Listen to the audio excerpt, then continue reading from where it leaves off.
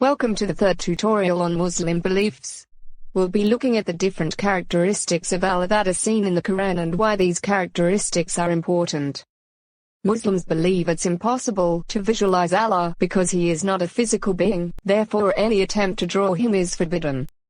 Can you remember any of the characteristics of Allah?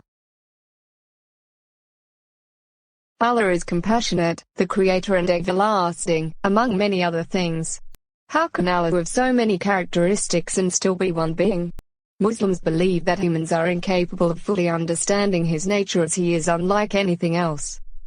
Tawhid means oneness and is the belief that Allah is unique and without any partner. Nothing can be compared to him.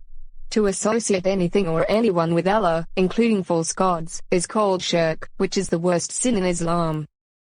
Muslims believe that Allah is immanent, which means he acts in the world, and transcendent, which means he is above and beyond his creation. The Quran talks about him sustaining the universe, as well as being very close to humans through malaika.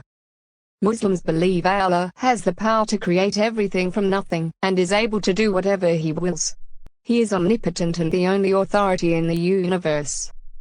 Muslims believe Allah is the most beneficent of all beings and that he loves his creation, especially humans. His kindness knows no limits.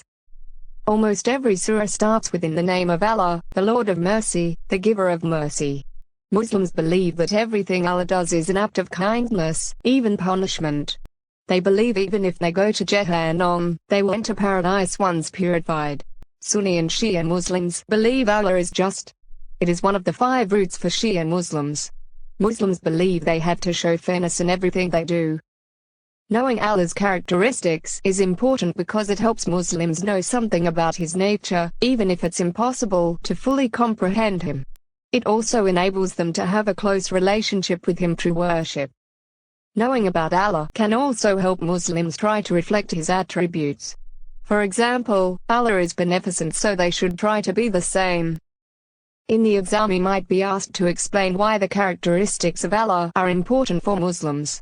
You might also be asked to explain 2 Muslim beliefs about Allah. Muslims believe that Allah has many characteristics. These tell them about his nature, but it is impossible to fully understand him. But Muslims try to be a reflection of Allah, so strive to be fair and beneficent.